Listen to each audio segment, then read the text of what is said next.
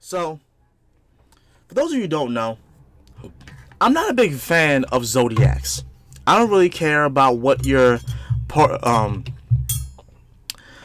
periscope sign is. Um, I am I it is nice, to find out what the positive information you have for your month, though. But as far as personality traits and whatnot, I don't get into that. I don't like basing like people's zodiacs on their personalities, because every personality is different. Because people like to do that. They like to base a person's characteristics on their zodiac, and I'm not one of those people. I don't care if you're a Sagittarius, Aquarius, what that, like what the fuck ever. It doesn't matter to me. But what does interest me, but yes, what does interest me is this in particular. This came out 2 years ago or 3 years ago, I want to say, from the Exploring series, Exploring History, the Zodiac Killer. Now, I don't know what this is about, so we're gonna have a look at this.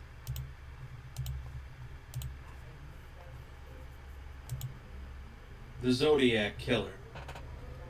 It only takes 3 murders over the course of more than 30 days to be classified as a serial killer, and thus there have been hundreds and hundreds of individuals considered to be serial killers in the last century or so. Mm. Most of these people are largely unknown to the wide world, terrorizing local communities for a while before likely being caught. There are a handful of killers, however, that make a unique name for themselves, either through the sheer brutality of their actions, the number of their victims, or the fact that they were never identified. The Zodiac Killer falls into this last category, managing to kill at least 5 people in Northern California around the late 60s without ever being identified. The Zodiac Killer has been a subject of pop culture dating back to the early 70s when he was still active, but let's just take a short look at the facts. We'll be bouncing around the timeline a little bit, but let's begin at the widely accepted point of confirmed kills. In December of 1968, 2 teenagers, David Faraday and Betty Lou Jensen, are taking a drive outside of Benicia, California on their first official date. They had promised Betty Lou's parents they'd be home by 11 p.m., but around 10:15, David parked his vehicle at a makeout spot on Lake Herman Road. Mm. Shortly after 11, their 2 bodies were discovered by a woman that lived nearby. David was found next to the vehicle with a bullet wound in his head, and Betty Lou was found further away, apparently in an attempt to flee, with 5 bullet wounds in her back. The car itself also had some bullet holes, possibly caused by the killer to force the 2 to exit the vehicle. Wow. Police were perplexed by the motive of the killings, and had no suspect whatsoever. On the 4th of July, 1969, 7 months later, 22-year-old Darlene Farron picked up her friend, 19-year-old Michael Majot, and drove into the Blue Rock Springs Park in Vallejo, 4 miles from where David and Betty Lou were murdered. They parked the car in a parking lot shortly before midnight and sat inside of it together. Sometime later, a second car drove up beside them, but almost immediately drove away again. 10 minutes later, the same car returned, but parked behind them instead. A man exited the vehicle, approached Michael on the passenger side, pointed a flashlight into both Michael and Darlene's eyes, and then fired a pistol multiple times. 5 bullets were fired, with both Darlene and Michael being shot, Wow. and some bullets passing through Michael into Darlene. The man then walked away from the car, but after hearing Michael moaning, came back and shot each of them twice more before driving off. Damn. Around 40 minutes later, the Vallejo Police Department received a phone call from a man who said that he wanted to report a murder. He told the police the location of Darlene's car and said that they were both shot with a 9mm Luger. The man also claimed to have killed those kids last year. Officers had already found the victims, however, as they had been investigating reports of gunfire being heard. Both of the victims were taken to the hospital, where Darlene was pronounced dead. Despite his numerous injuries, however, including shots to the face, neck, and chest, Michael survived. Wow. He described the attacker as 26 to 30 years old, around 200 pounds or more, 5 foot 8 inches, white male with short light brown curly hair. The police didn't have much to go on, and the trail went cold again. On August 1st of 1969, however, 3 separate newspapers, the Vallejo Times-Herald, the San Francisco Chronicle, and the San Francisco Examiner, each received a nearly identical letter from someone claiming to be the murderer of the 2 teenagers last Christmas at Lake Herman, and the girl on the 4th of July. To prove this, the individual provided some info about the crimes known only to themselves and the police, such as the brand of the ammunition used and the position of the body. Each of the letters finish with 1/3 of a cipher created by the killer, a secret message written in code.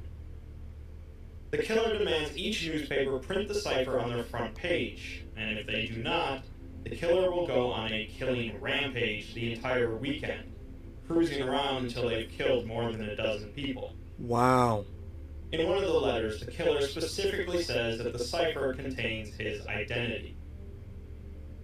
One of the newspapers, the San Francisco Examiner, published the cipher in their August 2nd edition, on the 4th page, along with a quote from the Vallejo police chief saying that they're not satisfied that the letter was written by the murderer, asking them to send a second letter with more facts. The threatened murders did not occur that weekend, however, and soon all 3 parts of the cipher were published. On August 4th, the Examiner received another letter, apparently from the killer, in which they opened by writing, "This is the Zodiac speaking." This is the first time the Zodiac name is used. The Zodiac killer is happy to provide more details to confirm his identity, and asks if the police are having a good time with his cipher. He reconfirms that if they solve it, they will have him. He goes on to provide more details about the 2 murder scenes, including information not publicly released at all. It didn't take long for the cipher to be cracked, however. On August 8th, a California schoolteacher, Donald Hardin, and his wife, Betty, cracked the 408 symbol cryptogram. The message contains numerous misspelled words, but reads, "I like killing people because it is so much fun. It is more fun than killing wild game in the forest. What the because man fuck? is the most dangerous animal of all. To kill something gives me the most thrilling experience. It is even better than getting your rocks off with a girl. The Huh. best part of it is that when I die, I will be reborn in paradise, and those I have killed will become my slaves. I will not give you my name because you will try to slow down or stop my collecting of slaves for my afterlife." What? The final 18 letters of the cipher, seemingly gibberish, remain unexplained. It seems that the Zodiac killer lied, though, as despite solving the cipher, the police were no closer to confirming his identity.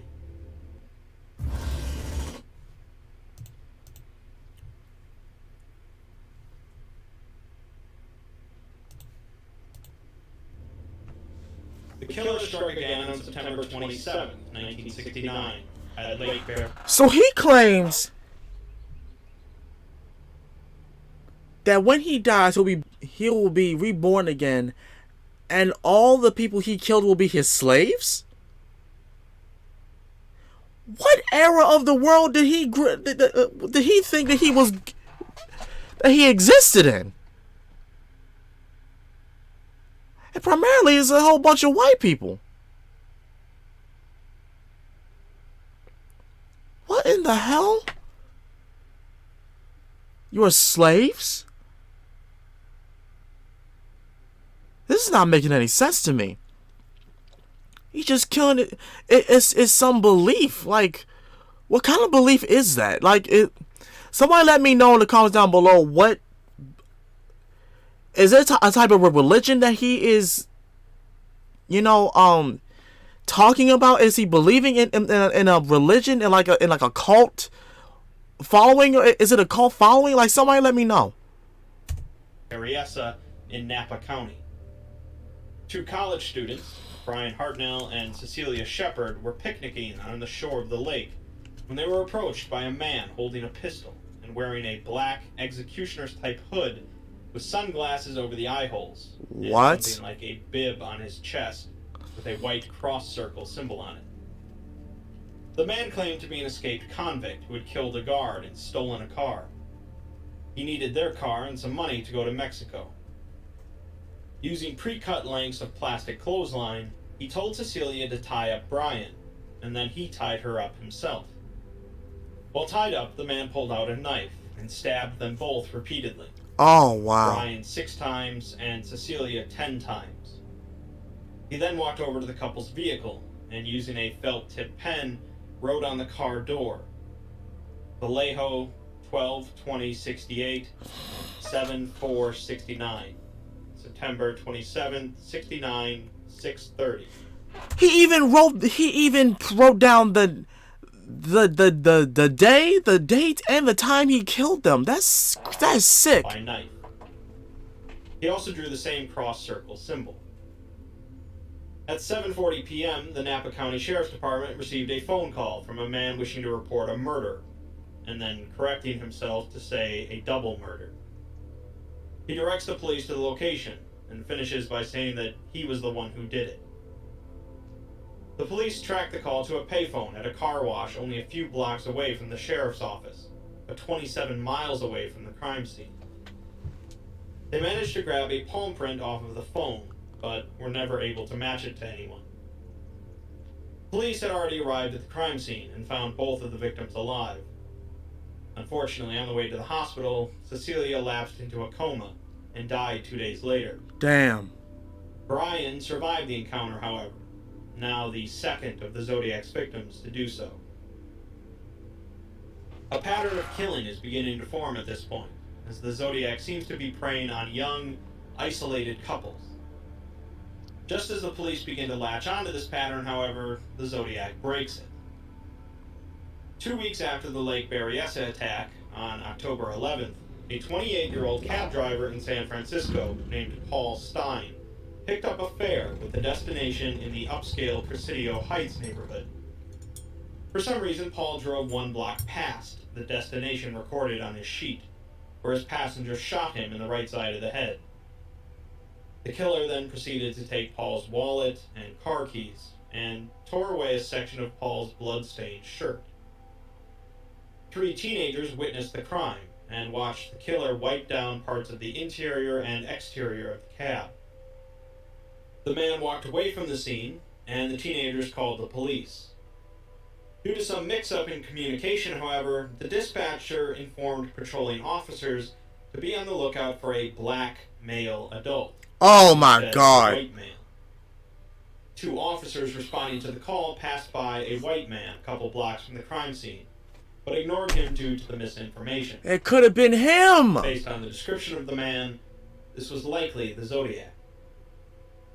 The murder of Paul Stein was initially believed to be the result of a robbery that had escalated, but 2 days later, on October 13th, the San Francisco Chronicle received another Zodiac letter. Once again, the Zodiac confirms that he is the one responsible for the murder, and taunts the San Francisco police by saying that they could have caught him if they had searched the park properly instead of holding road races with their motorcycles. He finishes the letter by writing that school children make nice targets, and he'll wipe out a school bus some morning by shooting out the front tire and picking off the kiddies as they come bouncing out. Oh, wow. The letter was accompanied by a piece of Paul Stein's bloody shirt. The San Francisco Police Department was now involved in the case, assigning detectives Bill Armstrong and Dave Toschi to investigate the Zodiac. On October 22nd, someone called up the Oakland Police Department claiming to be the Zodiac killer, and demanded that a prominent lawyer, either F. Lee Bailey or Melvin Belli, appeared on a local television show, AM San Francisco. Why? Hours later, Belli appeared on the show, as Bailey was unavailable. A man repeatedly called into the show, claiming to be the Zodiac, and going by the name of Sam. The man claimed that he suffered from headaches ever since he killed a kid. At one point, the man threatened that he was going to kill those kids. Belli persuaded the man to meet him in person, but a media circus developed around the meeting spot, and the man did not make an appearance. The two police dispatchers who had spoken to the Zodiac killer on the phone, as well as Brian Hartnell, who had spoken to him at Lake Berryessa, all said that the man called Sam did not have the same voice as the Zodiac. It's believed that a mental patient was responsible for the hoax call. On November 8th, the Chronicle received another letter from the Zodiac with another piece of Paul Stein's shirt. In the letter, the Zodiac writes that there is bad news coming, but you won't get that news for a while yet. He includes another cipher, this one 340 characters in length, and asks the paper to put it on their front page.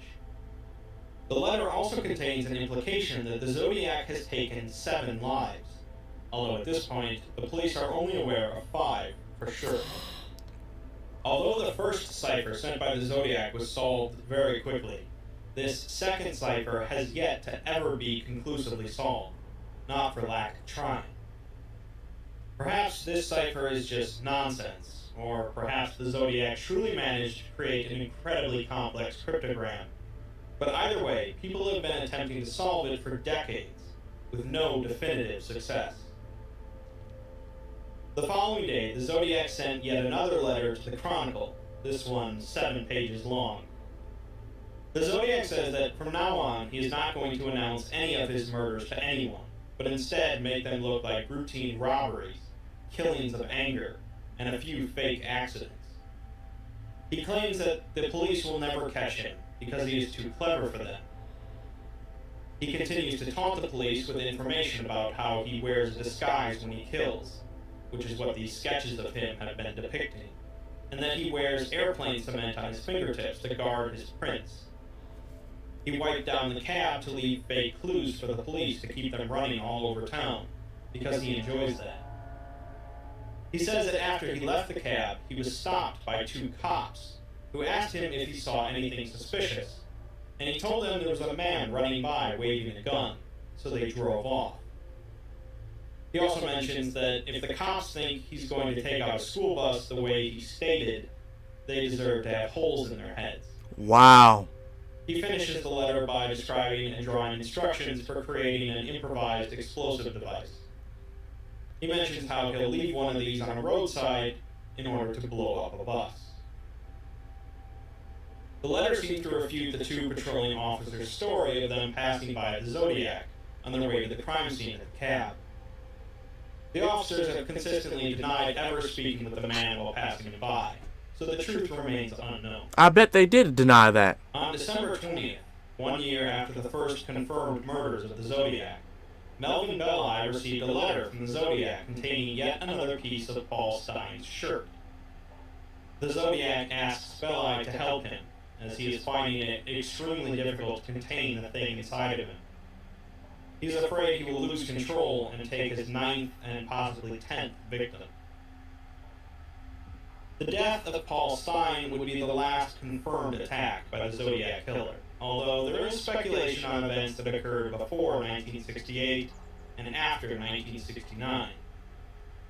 In March of 1970, 22-year-old Kathleen Johns was traveling north across California to visit her mother. She was 7 months pregnant at the time and was accompanied by her infant daughter. As she traveled on the highway near Modesto, another vehicle pulled alongside her, and the driver indicated she should pull over. She did so, and the driver informed her that one of her back wheels was loose. After claiming to have fixed the problem, Kathleen drove off again. I wouldn't have done that. I would have just kept on going. The same man pulled behind her again and offered to give her a ride to a gas station. No. Which she accepted. During the ride, they passed by several service stations, but the man did not stop. The man apparently threatened both her and her daughter, and so when the driver stopped at an intersection, Kathleen grabbed her child and jumped out of the car, running into a nearby field. She hid there in the dark while the man searched for her, but eventually he drove off. She eventually got helped by another driver and went to a police station to report the scenario. Most significantly, she pointed to the composite sketch of the Zodiac killer as being the man, without realizing who the sketch was of, and her car was later found gutted by fire. Months later, the Chronicle would receive a letter from the Zodiac, in which he mentions giving an interesting ride to a woman and her baby, but without practically any It other was details. him. It's possible that the Zodiac was simply trying to take credit for someone else's crime, something he would seemingly do multiple times. No, I believe that was him. On April 20th, 1970, another letter was received in which the Zodiac includes a 13-letter cipher that supposedly contains his name, but has also never been solved. He also implies that he has now taken 10 victims. Letters would continue to be received throughout 1970 by the Chronicle, continually taunting the police about a rising body count. On October 27th, 1970, Paul Avery, a reporter working for the Chronicle who had been covering the Zodiac case, received a Halloween card signed by the Zodiac with the words, "Peekaboo, you are doomed." Avery began carrying a revolver, but he was never attacked by the Zodiac. A number of other murders would be attributed by some to the Zodiac killer, including Sherry Jo Bates at Riverside City College in 1966, Robert Domingos and Linda Edwards near Gaviota in 1963, and Donna Lass in Nevada in 1970. They're all white. The Zodiac killer would continue to write letters. Why is it attacking only eventually white claiming to have people? killed 37 people in his final letter in 1974. Other letters would be received afterwards, but all are believed to be hoaxes. In the end, the Zodiac killer seemingly faded away, with the police none the wiser to his true identity, and multiple ciphers still left unsolved. Like any unidentified serial killer, however, there are plenty of suspects, ranging from the Unabomber to Ted Cruz. The San Francisco Police Department ended up investigating 2,500 suspects over the years, with none of them being conclusively confirmed. Generally, the principal suspect discussed in the Zodiac case is a man named Arthur Lee Allen. Allen's position as a popular suspect is largely due to the efforts of Robert Graysmith, a former cartoonist who worked at the San Francisco Chronicle during the time of the Zodiac case. He became obsessed with the case, eventually writing 2 books about the killer, which were later adapted to a Hollywood film in 2007. Wow. There was a lot of circumstantial evidence that connected Allen to the Zodiac, which led to the police extensively investigating him, but no definitive evidence was ever discovered. Anytime you look at the events of an unidentified serial killer, you know there's a fascinating, albeit grim, story involved. There's a lot of mystery wrapped up in the Zodiac attacks, from the ciphers, the intelligence of the killer, to his body count, and of course his identity. Yes. While it's unlikely we'll ever actually learn who the Zodiac killer was, he certainly left his mark on history.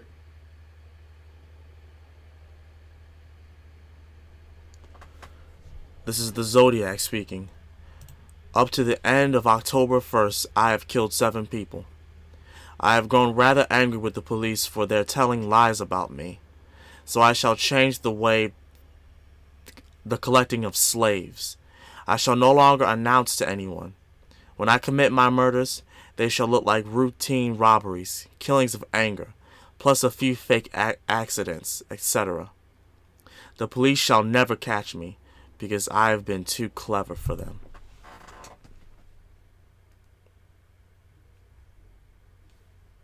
Yeah. You've been too clever and they've been too stupid, because the moment that all them would, them murders would, I would have been on alert, like seriously, because that always happens. The killer is always, I don't know why police, like, they fail to do this. The killer is always nearby. Like, anybody is a suspect. Anybody. Like, the moment they saw that man and asked him those questions, you should have snatched him up right then and there. Like them believing it was some black man. Like, come on now. What I want to know is why attacking those modern, like for all like based on the pictures, they were all modern like people that like belong in a cul-de-sac or something like generally just neighborly people. They look like neighborly people. Why are you trying to? Why are you attacking only those people? Specifically, with the kind of cuts like that, and like that, it just that just bothers me. Like,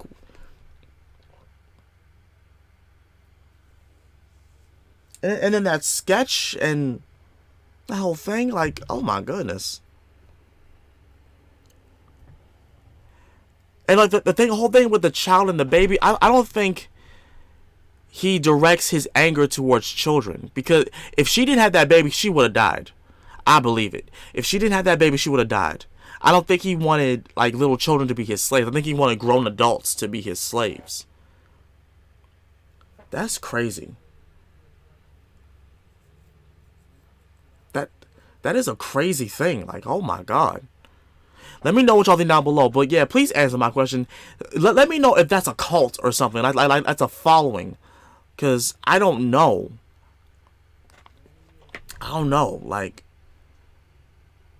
Like, when it comes to stuff like that, and like in the Illuminati and all that type of stuff, I don't follow that shit. I don't. I never will. I didn't even know if there was a movie about that. Like, Zodiac? Like, oh, Jesus. But that's all I have to say for this. Thank you guys for watching this. Till then, this is the Master of Sakurai, and I'll see y'all again next time. I'm out. Peace.